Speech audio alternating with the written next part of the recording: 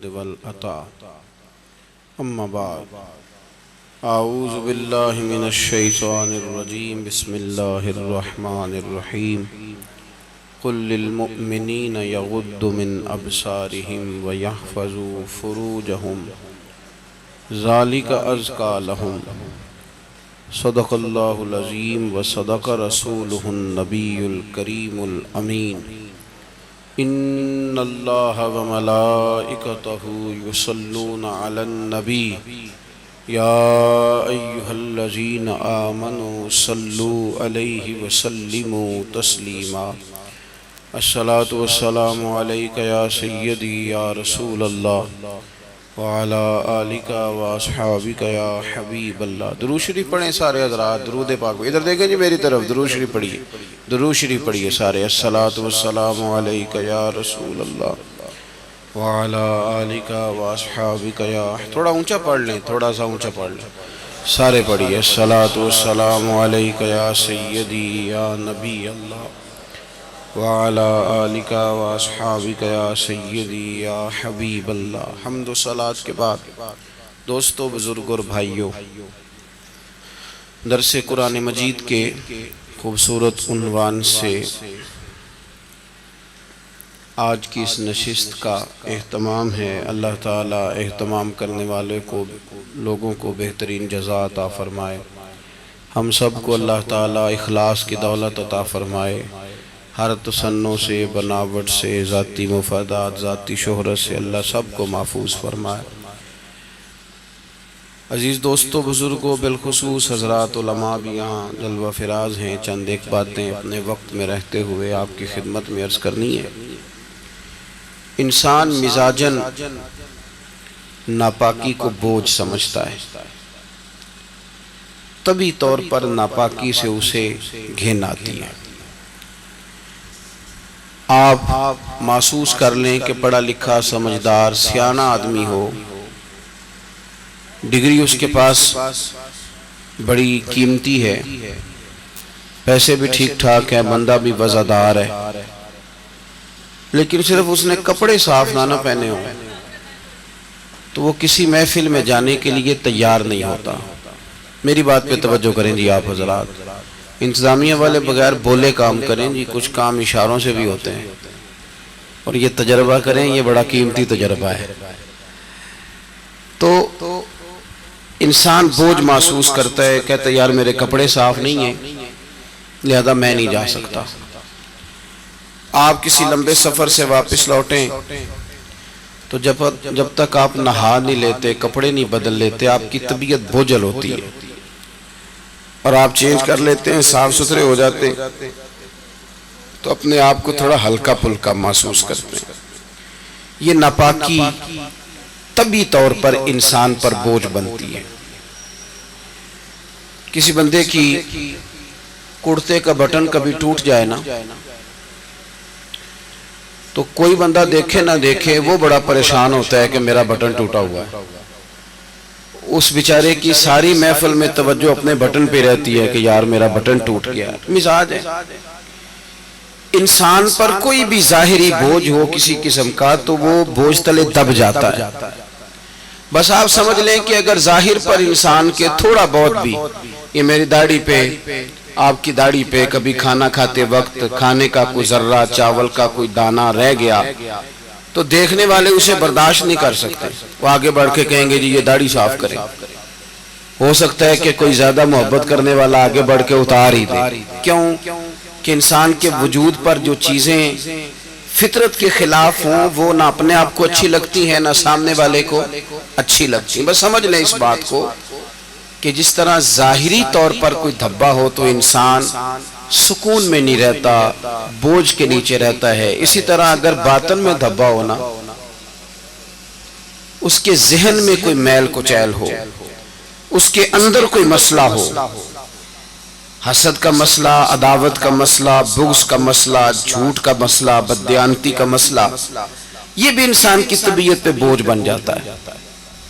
ساری محفل اپنی طرف اپنا ذوق لے رہی ہوتی ہے، اور جس بندے کے اندر نقص ہوتا ہے وہ اپنی جگہ پریشان بیٹھا ہوتا ہے۔ کیوں کہ اس کی طبیعت میں، میں نے دیکھا ہے میری طرح کے جن لوگوں کو عادت ہو جاتی ہے اسٹیج پہ آنے سے پہلے نعرہ لگوانے کی، وہ نعرہ نہ لگے تو بیچارے صحیح طرح محفل میں آ ہی نہیں سکتے، مشکل کا شکار ہو جاتے ہیں کہ دیکھو میں آیا ہوں تو کوئی اٹھا ہی نہیں، کوئی نعرہ ہی نہیں لگا۔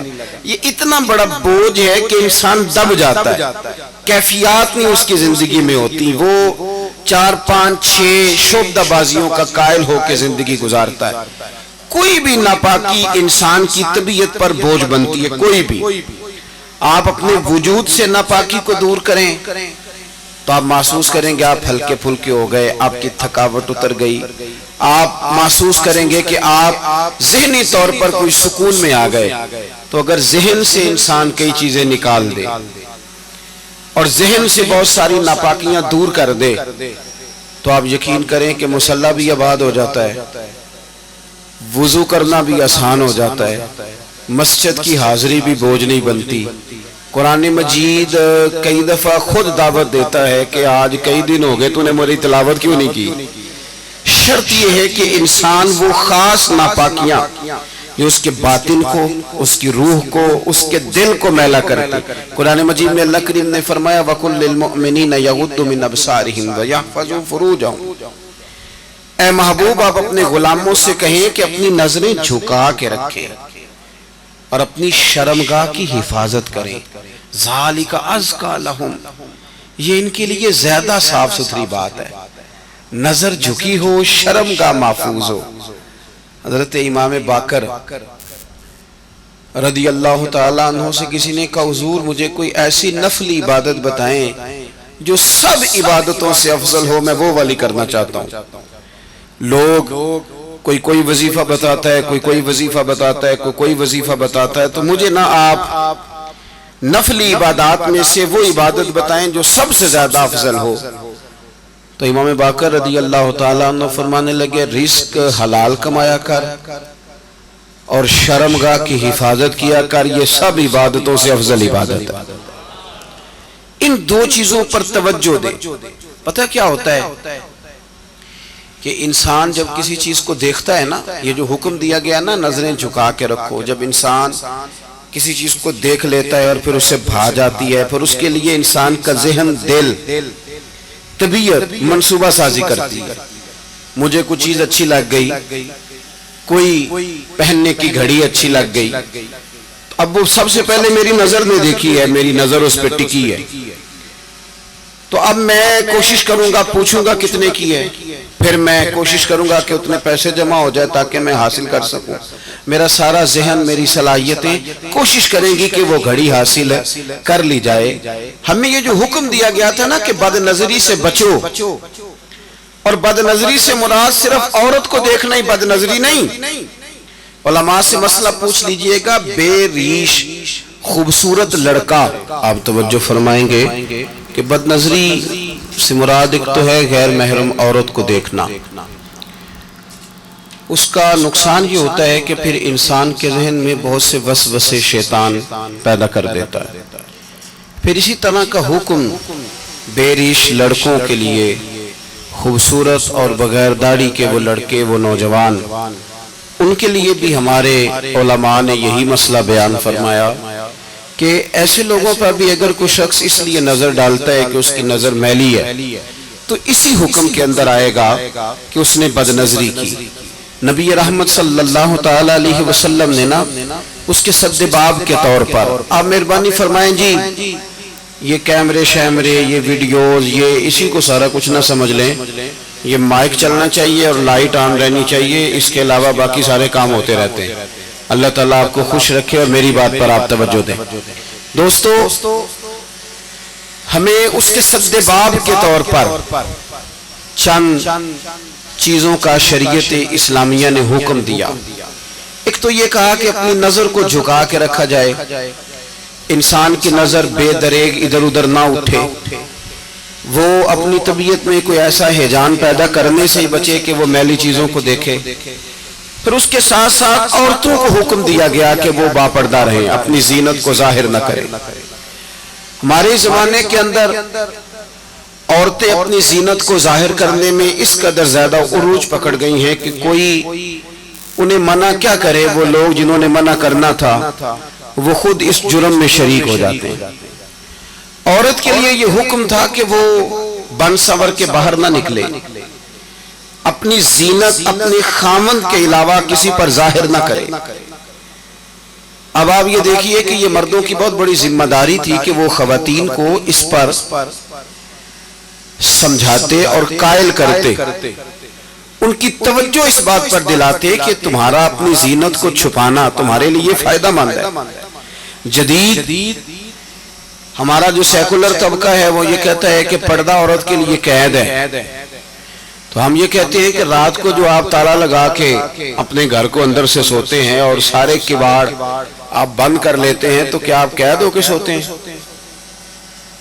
جب آپ نے سارے تالے لگائے، میری طرف توجہ کریں جی، آپ مہربانی فرمائیں، موبائلوں پہ کم دھیان دیں، اتنا تو وقت ہی نہیں ہے، مجھے رخصت ہونا ہے آپ سے۔ کیا جب آپ سارے دروازے بند کرتے ہیں گھر کے اور ساری کھڑکیاں بند کرتے ہیں اور تالے لگا کے آپ چابیاں بھی چھپا لیتے ہیں تو کیا آپ اپنے گھر میں قید ہو رہے ہوتے ہیں کہ محفوظ ہو رہے ہوتے ہیں؟ بول کے بتائیے۔ چلے کچھ بھی نہیں ہوتا، اگر آپ بولیں گے تو میرا وعدہ ہے کچھ بھی نہیں ہوگا۔ قید ہوتے ہیں کہ محفوظ ہوتے ہیں؟ او خدا کے بندے، قید ہونا اور بات ہے، محفوظ ہونا اور بات ہے۔ بس اس باریک نقطے کو سمجھ لیں کہ عورت جب پردہ کرتی ہے تو وہ قید نہیں ہوتی، وہ محفوظ ہوتی ہے۔ وہ گندی نظروں سے، میلے کچیلی نظروں سے اپنے آپ کو محفوظ کرتی ہے۔ حدیث سنیے، بہقی میں موجود ہے، امام بہقی فرماتے ہیں کہ لعنت اس پر جس نے بری نظر سے دیکھا۔ حضور فرماتے ہیں لعنت اس پر جس نے دیکھا، اور فرمایا لعنت اس پر جسے دیکھا گیا۔ جس نے دیکھا اس پر بھی لعنت اور جسے دیکھا گیا۔ اس کا کیا مطلب ہے؟ اس کا مطلب یہ ہے کہ جو بندہ بن سور کر تیار ہو کر، جو عورت بن سور کر تیار ہو کر باہر نکلی ہی اس لیے تھی کہ مجھے دیکھا جائے، اس کے ذہن میں یہ بات تھی مجھے دیکھا جائے، تو حضور فرماتے ہیں اس پر بھی لعنت ہو۔ مجھے بتلائیے نا، یہ جو عورتیں نئے کپڑے پہن کے اور بھڑکیلے قسم کا فیشن کر کے باہر نکلتی ہیں، کس مقصد کے لیے نکلتی ہیں؟ شادی بیاہ اور دیگر تقریبات میں جو جایا جاتا ہے اس کے پیچھے مقصد کیا ہوتا ہے؟ کیا وہ اس لیے جاتی ہیں کہ صرف میرا خامن مجھے دیکھے، صرف اس لیے کہ میرا شوہر مجھے دیکھے، اس لیے جایا جاتا ہے؟ اس کا مقصود کیا ہے؟ اور پھر جو آ کر کے تبصرے کیے جاتے ہیں کہ فلاں نے میرے آج کپڑے کو دیکھا، میرے ڈیزائن کو دیکھا تو وہ دیکھتی رہ گئی، اس کا معنی کیا ہے؟ کچھ جگہ تو ایسی ہیں نا میرے بھائی جہاں ہم غیر محتاط ہوتے ہیں تو حالات خراب ہوتے ہیں۔ ایک کو ذرا کم کریں گی۔ کچھ جگہ تو ایسی ہیں جہاں ہم پہلے خود کوئی ایسی چنگاری جلاتے ہیں کہ جس سے پھر لاوا پکتا ہے اور حالات خراب ہوتے ہیں۔ تو پردے کا جو خاص حکم تھا، پردے کے تعلق سے جو خاص چیزیں تھیں، مجھے آپ کہہ لینے دیں، آج آپ کہہ لینے دیں کہ وہ پابندی دیندار لوگ بھی نہیں کر سکے، انہوں نے بھی توجہ نہیں کی، انہوں نے بھی خیال نہیں کیا۔ مثلا ایک اسلامک پروگرام چل رہا ہے اور دینی سوال اور جواب ہو رہے ہیں اور مفتی صاحب نے اور علامہ صاحب نے اور فلانے صاحب نے بتانے ہیں، تو وہ کوئی لڑکا بھی پوچھ سکتا تھا اس پروگرام میں لڑکی کا کیا کام تھا؟ اس کو ایز اے اسپیشل بٹھا کے اس سے سوال جواب کرنا معنی کیا ہے؟ سمجھ نہیں آتی بات کی، مطلب کیا ہے اس بات کا بھائی؟ اور پھر لوگ دلیل کے طور پر پیش کرتے ہیں، یہ فلانے صاحب بھی بیٹھتے ہیں، تو میں نے کہا فلانا صاحب دین کے لیے دلیل نہیں ہے، دین کے لیے رسول پاک کی ذات دلیل ہے۔ نبی کریم صلی اللہ تعالی علیہ وسلم نے جہاں حد فاصل قائم کر دی ہے، وہاں اس حد کو کوئی بھی توڑے، وہ میں بھی توڑوں تو غلط ہوں، کوئی بھی توڑے، اس لیے کہ معیار حضور کی ذات۔ پیران عظام کا سلسلہ ہے، پیران طریقت کا، تو اللہ خیر فرمائے، ان کا بھی الگ ماحول ہے۔ وہ صاحبان طریقت بھی کہتے ہیں کہ بیٹیاں ہوتی ہیں جی، مریدنیاں بیٹیاں ہوتی ہیں۔ آپ کے پاس تو اس کی نص کوئی نہیں نا، لیکن نبی پاک کی ازواج مومنوں کی مائیں ہیں، اس پر تو قرآن کی نص موجود ہے نا کہ وہ مومنوں کی مائیں ہیں۔ تم تو کہہ رہے ہیں نا بیٹیاں ہوتی ہیں، بیٹیوں جیسی ہیں، ہو گئی تمہاری بات، تم نے کر لی، پر اس پر تو نص موجود ہے نا، اس پر تو قرآن مجید کی واضح بین محکم آیت موجود ہے نا کہ یہ نبی کریم کی جو ازواج ہیں یہ مومنوں کی مائیں ہیں۔ لیکن حضرت ام سلمہ رضی اللہ تعالیٰ عنہ فرماتی ہیں، ہم بیٹھی ہوئی تھی تو نابینا صحابی حضرت عبداللہ ابن مختوم آئے تو نبی کریم نے فرمایا پردہ کرو. پیر صاحب یہ ماں ہے مومن کی، اور وہ ماں جسے قرآن نے ماں کہا ہے، حضور نے فرمایا پردہ کرو.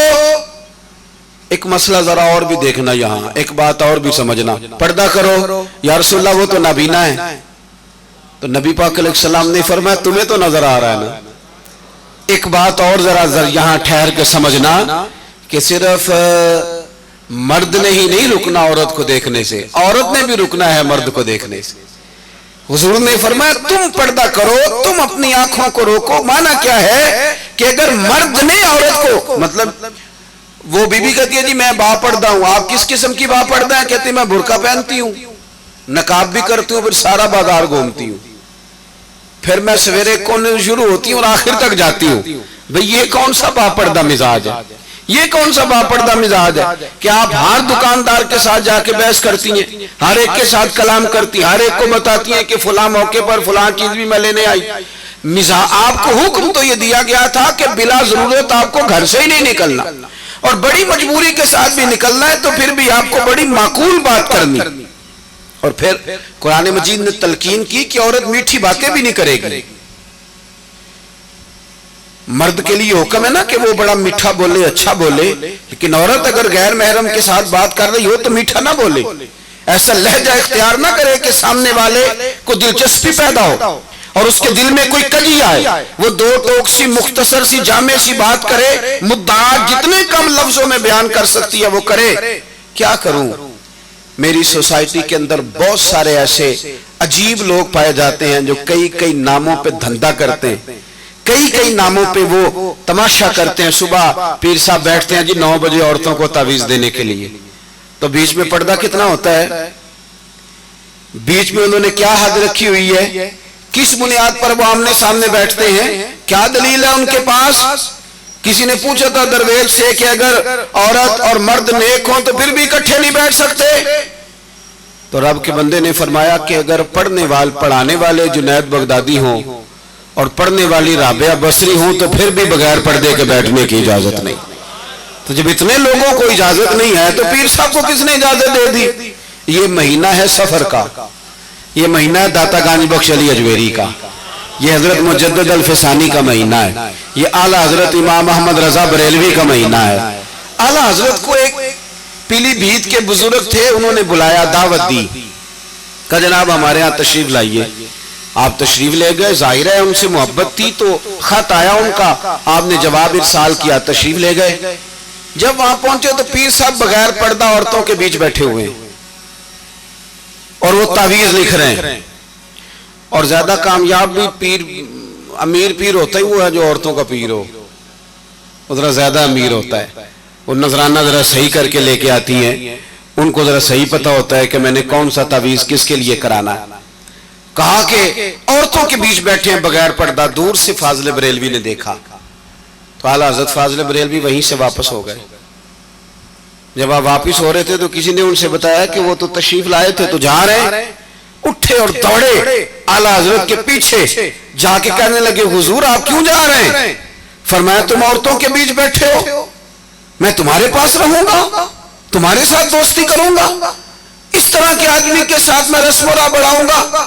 عورتوں کے بیچ بغیر پردے کے بیٹھے ہو، تشریف لے جا رہے ہیں. آگے بڑھ کے وہ کہنے لگے حضور کچھ تو خیال فرمائیں، لوگ کیا کہیں گے کہ آپ آئے اور چلے بھی گئے، کچھ تو خیال فرمائیں. کیا جملہ ہے امام احمد رضا کا، ملک سخن کی شاہی تم کو رضا مسلم، تم جس سمت آ گئے ہو سکے ہی بٹھا دیے ہیں. کیا انداز ہے. فرمانے لگے آپ کا خیال کروں؟ کہ حضور کچھ خیال کریں؟ فرمایا اس کا خیال کروں جو نبی پاک کی شریعت کا خیال نہیں کرتا.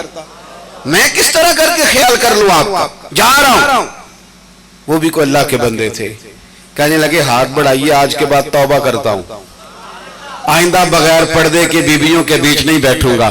تو فاضل بریلوی کہنے لگے اگر آپ توبہ کرتے ہیں تو پھر سینہ میں لائیے، آپ توبہ کریں گے تو ہم آپ سے پیار کریں گے.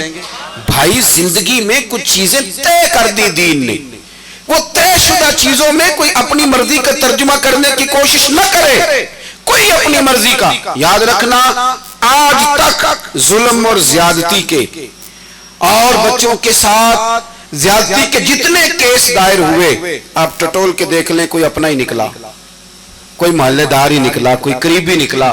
ابا جی کہتے ہیں وہ بچی کزن کے ساتھ بیٹھی ہوئی ہے، مجھے اعتبار ہے اپنی بچی پہ، وہ میرا بیٹا کزن کے ساتھ گیا ہے، مجھے اعتبار ہے۔ بھئی جسے اللہ رسول نے غیر محرم کہہ کے اعتبار نہیں کیا، کوئی نہیں سمجھ آئی آپ کو میری بات؟ جس کو رب رسول نے غیر محرم کہا اور اعتبار غیر محرم کہا، غیر محرم اور اعتبار نہیں کیا، جس پر رب رسول نے اعتبار نہیں کیا، تو نے کیسے کر لیا؟ جس پر اللہ رسول کا اعتبار تھا، تیرا بھی بس اعتبار اسی پر۔ اتنا خوفناک جملہ کہ مجھے اعتبار ہے۔ اب کیا بات کرتے ہیں صاحب؟ یاد رکھیں میرے رسول پاک صلی اللہ تعالی علیہ وسلم نے ایک بات ہمیں سمجھائی ہے، اس کو آپ سمجھیں۔ معنی یہ نہیں کہ آپ کو برے آدمی ہیں، معنی یہ نہیں کہ جس سے یہ بات ہو رہی ہے کہ وہ کوئی برا آدمی ہے۔ حضور نے سمجھایا کیا ہے؟ اللہ کے پیارے رسول صلی اللہ تعالی علیہ وسلم ارشاد فرماتے ہیں جہاں مرد اور عورت اکیلے ہونا، ایسا نہیں تھا کہ یہ برے تھے یا برے ارادے سے گئے تھے یا بری سوچ پہلے سے موجود تھی۔ حضور فرماتے ہیں جہاں مرد اور عورت اکیلے ہوں، وہاں تیسرا شیطان ہوتا ہے، وہ فٹافٹ وہاں پہنچتا ہے، فٹافٹ۔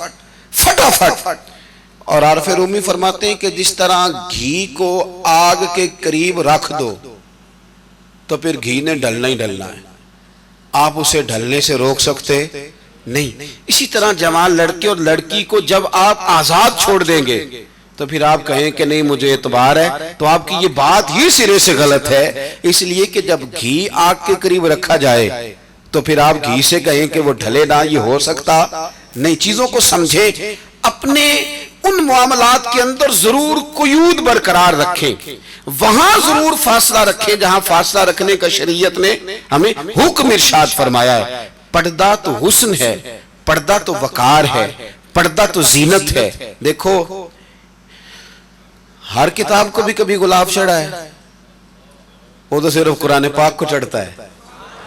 دنیا میں کتنی عمارتیں بنتی ہیں، کبھی کسی کو غلاف چڑھا ہے، وہ تو صرف خانہ کعبہ کو چڑھتا ہے۔ دنیا میں کتنی عورتیں بستی ہیں، ساری پردہ نہیں کرتی، بس سیدہ فاطمہ کی کنیزیں پردہ کرتی ہیں، سیدہ عائشہ صدیقہ کی کنیزیں پردہ کرتی ہیں۔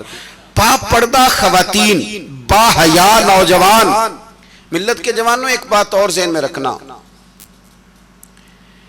محمد بن قاسم جب یہاں آئے نا تو ظاہر ہے کہ وہ نہ زبان جانتے تھے ہندوستان کی اور نہ رستوں سے آشنا تھے، راجہ دہر سے مقابلہ تھا۔ ایک نئی جگہ جا کے انسان نے جب لڑنا ہو، اسے زمینی حقائق بھی پوری طرح معلوم نہیں ہوتے تو انسان تھوڑی دشواری محسوس کرتا ہے۔ ایک بزرگ سے ملاقات ہوئی تو محمد بن قاسم 17 سال کا نوجوان۔ ہمارے ملک میں تو ایک نئی کہانی چھڑ گئی ہے کہ 18 سال سے پہلے کوئی کلمہ ہی نہیں پڑھ سکتا۔ یہ انہوں نے چھیڑی ہے جن کو آپ ووٹ دیتے ہیں، ان لوگوں نے چھیڑی ہے۔ سندھ اسمبلی میں تو میں نے سنا ہے کہ معاملہ کافی آگے نکل گیا، پر تولے جا رہے ہیں قومی اسمبلی میں بھی لانے کے لیے۔ خدا را کچھ تو سوچیں، یہ تو دنیا کے کسی بڑے لبرل قسم کے ملک میں بھی قانون نہیں ہے۔ تبدیلی مذہب کا جو رنگ آپ بھرنے جا رہے ہیں، آپ کیا ثابت کرنا چاہتے ہیں دنیا کو؟ آپ کیا بتانا چاہتے ہیں؟ میں نے پہلے بھی کہا تھا، پھر کہتا ہوں، دین دشمنوں سے جو ہو سکتا ہے وہ کر لیں۔ یہ رسول اللہ کا دین ہے، یہ دنیا میں آیا ہی غالب ہونے کے لیے، اور اسلام کی فطرت میں قدرت میں لچک دی ہے، اتنا ہی یہ ابھرے گا جتنا کہ دبا دو گے۔ اس کے مزاج میں پھیلنا ہے۔ دین ہماری وجہ سے نہیں پھیل رہا، مولوی پیر صوفی درویش عالم فاضل کی وجہ سے نہیں پھیل رہا، نہ یہ تو چھوٹی سی کوشش کرتے ہیں، وہ بھی اللہ کرے خلوص سے ہو جائے۔ دین تو اپنی سچائی کی وجہ سے پھیل رہا ہے، یہ تو اپنی سچائی کی وجہ سے اس کے مزاج میں پھیلنا ہے تو یہ پھیل رہا۔ تو 17 سال تو عمر تھی صرف محمد بن قاسم کی جب یہاں آ گئے تھے، تو آپ تو کہتے ہیں 18 سال والا کلمہ ہی نہ پڑھے، تو 17 سال میں جہاد کرنے بھی آ گیا۔ اب چڑھتی جوانی ہے، نوجوان ہے، یہاں آئے، راجہ دہر سے مقابلہ، ایک بزرگ سے ملاقات ہوئی۔ محمد بن قاسم پریشان ہے، بابا جی بول کے کہتے ہیں پتر کیا مسئلہ ہے؟ کہنے لگے بابا جی پریشان ہوں، مقابلہ نئی جگہ پہ ہے، نئے لوگ ہیں، کیسے کام چلے گا؟ وہ بزرگ کہنے لگے چل میں بھی تیرے لیے دعا کروں گا تو حوصلہ کر، خیر ہوگی۔ 2-4 دنوں کے بعد پھر ملاقات ہوئی، جنگ کے بادل منڈلا رہے تھے، فوجیں اپنی اپنی کمان سنبھال رہی تھی، تیاریاں عروج پہ تھی۔ محمد بن قاسم بڑے حشاش بشاش، جبہ پہن رہے، امامہ باندھ رہے، تلوار تھام رہے۔ بزرگوں نے کہا پتر بڑے مطمئن نظر آتے ہو، پرسوں تو ڈرے ہوئے تھے۔ تو کہنے لگے بابا جی میں نے پتہ کرا لیا ہے، 2 گھنٹے شاید پورے راجہ داہر میرے مقابلے میں نہ ٹھہر سکے، اس سے زیادہ نہیں، 2 گھنٹے سے زیادہ نہیں ٹھہر سکتا۔ وہ گیا، وہ کہنے لگے خدا کے بندے تیرے پاس کون سا ایسا تھرمامیٹر ہے جس سے تو نے معلومات کر لی ساری؟ کون سا میپ ہے جس سے تو فوراً ماپ کے بتا رہا ہے کہ 2 گھنٹے؟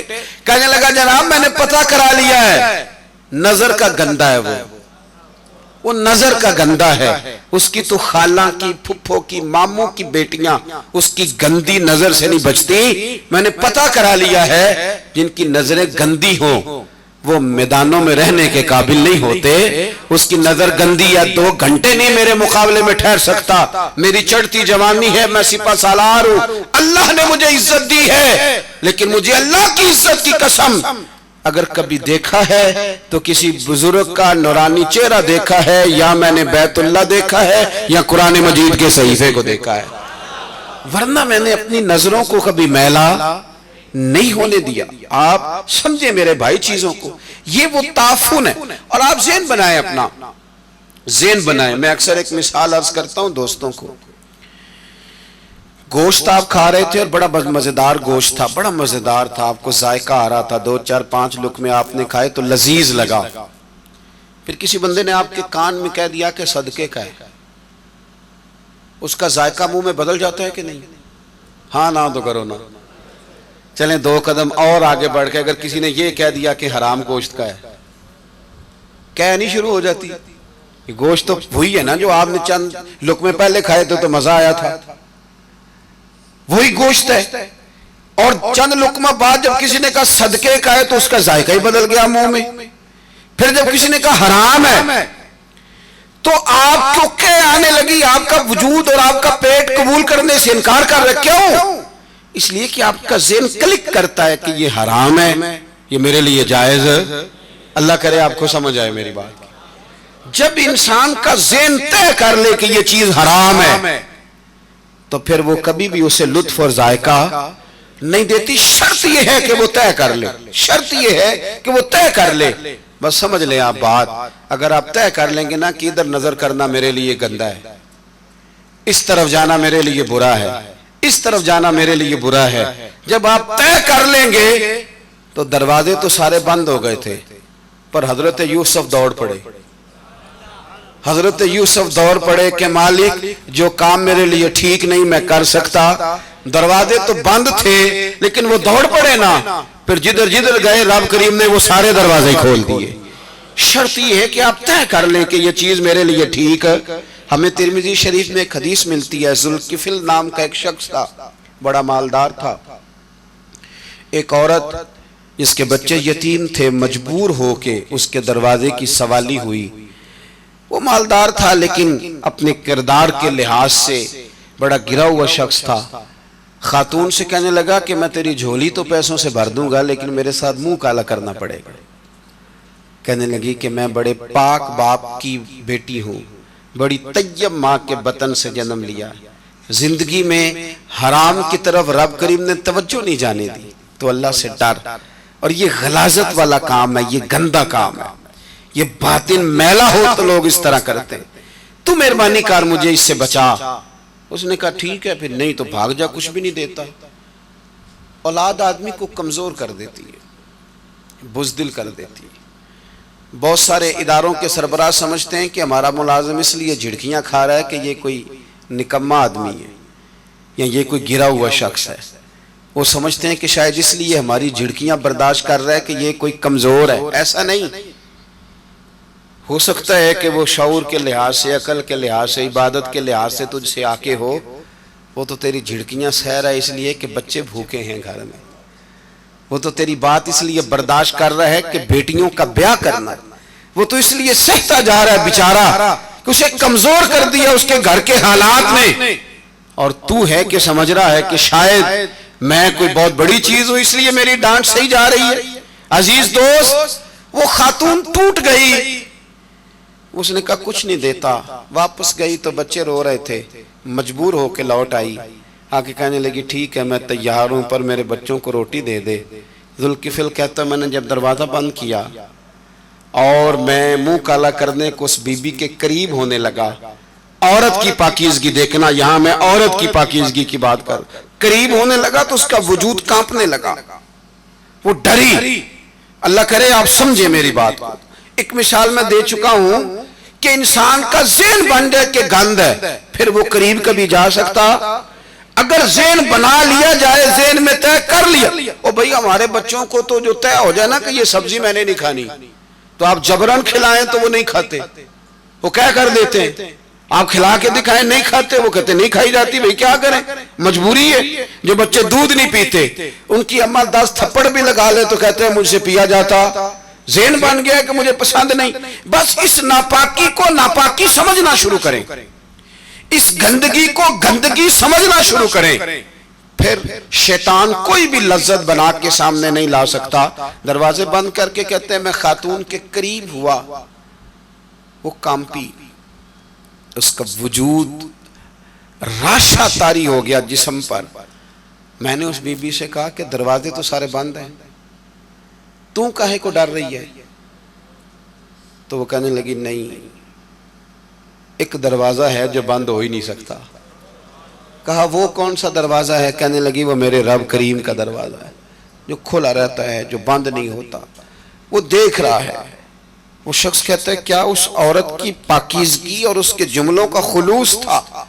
کیا ان لفظوں میں تاثیر کا نور تھا کہ میرے سینے میں اتر گیا؟ میں نے کہا تو عورت ہو کے رب سے اتنا ڈرتی ہے تو میں تو اللہ نے مجھے مرد بنایا ہے، تجھ پر فضیلت دی ہے۔ دروازہ کھول کے کہا جا تو آزاد ہے، اور پھر سر سجدے میں رکھا، توبہ کر کے کہا مالک پچھلے معاف کر دے، تو دلوں کے حال جانتا ہے، آئندہ یہ کام نہیں کروں گا، اللہ بڑا کریم ہے۔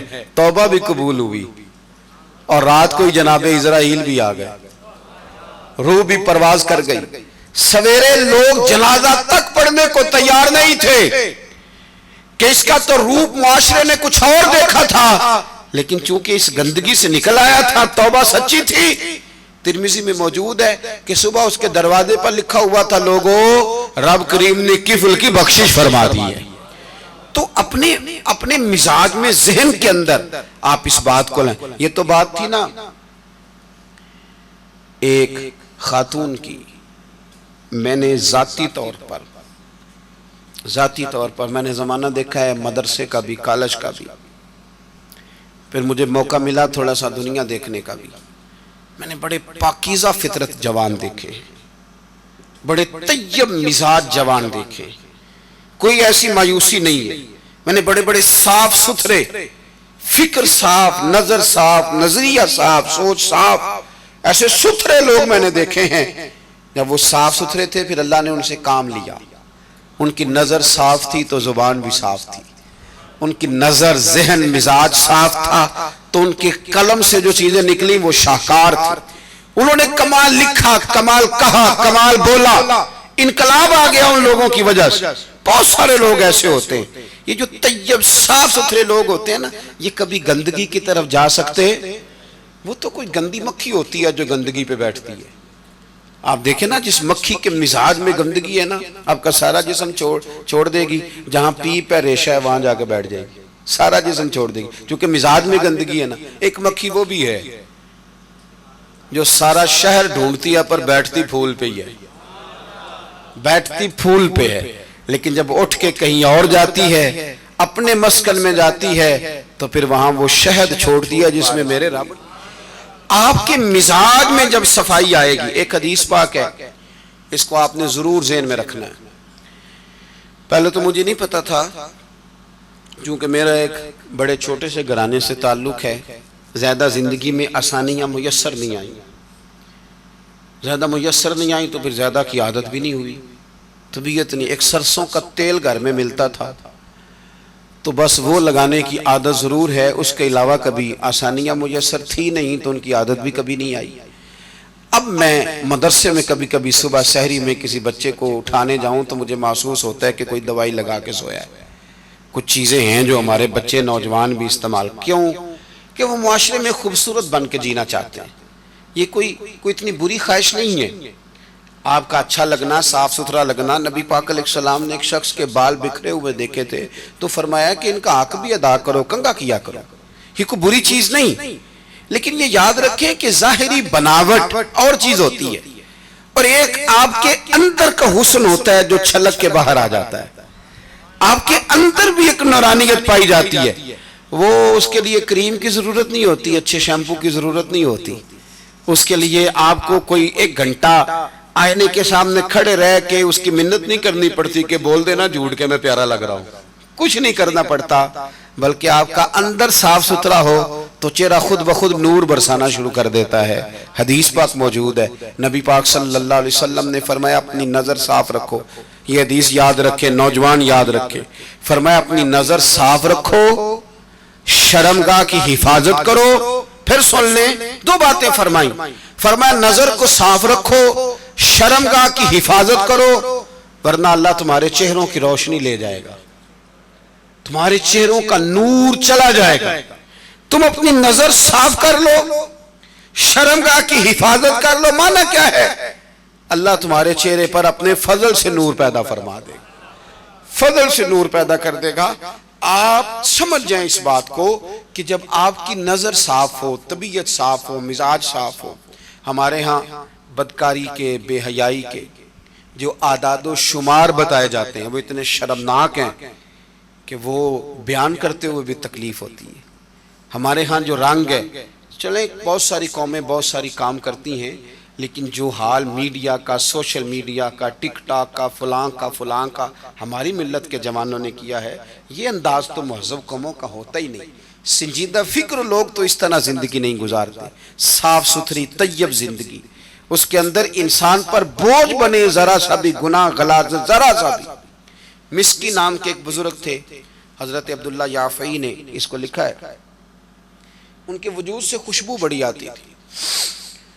لوگ اکثر سوال کرتے کہ آپ کون سی خوشبو استعمال کرتے ہیں؟ تو سادے بزرگ تھے، کہنے لگے پتر کوئی بھی نہیں لگائی کبھی۔ تو لوگ تشویش میں مبتلا ہو گئے کہ یہ کیسے ہو سکتا ہے، اتنی اعلیٰ خوشبو ہے، بابا جدھر سے گزر جاتا ہے خوشبوؤں والا بابا ہی مشہور ہو جاتا ہے۔ تو کوئی تو ایسی چیز ہے نا، کچھ تو ایسا ہے نا، اتنی سونی خوشبو، اتنا سونا حسن۔ کل ہمارے اہل سنت کے بہت بڑے جید، مقتدر اور بزرگ عالم مفتی اشرف القادری صاحب کا وصال ہو گیا۔ میں وہ جب بیمار تھے، میرا چونکہ بڑا پرانا، بڑا گہرا ان کے ساتھ تعلق تھا، بڑے سالوں پہ محیط، میں بیمار تھے تو میں تیمارداری کرنے گیا، ان کو بھی میں نے دیکھا اور باقی مریضوں کو بھی دیکھا، اور ان کا انتقال ہوا تو میں صبح ہی چلا گیا تو میں نے ان کو پھولوں میں لیٹے ہوئے بھی دیکھا۔ تو میں باہر نکلا تو چند آنسو میری آنکھوں میں تھے، تو مجھے ایک صاحب کہنے لگے کیا سوچ رہے ہیں؟ میں نے کہا مجھے میاں صاحب کا ایک شعر یاد آ رہا ہے۔ انہوں نے کہا تھا بعد مرندے مکھڑا میرا ہو جاوے جے تازہ، پھر سمجھ لینا محبوب میرے نے آن پڑے ہے جنازہ۔ تو یہ روشنیاں، یہ خوبصورتیاں، یہ نورانیت، حالانکہ یہ جہد مسلسل کرنے والے لوگ تھے، مسلسل جد و جہد والے لوگ۔ یہ پچھلے کچھ دنوں میں ہمارے بہت سارے بزرگ، میں کوئی کسی کو راضی کرنے کے لیے، بات کرنے کی اس لیے ضرورت محسوس نہیں کرتا کہ کوشش کرنی چاہیے کہ ممبر پہ وہی بات کی جائے جس کا بندہ صبح قیامت بھی اللہ کی بارگاہ میں کھڑے ہو کے حساب آسانی سے دے سکے۔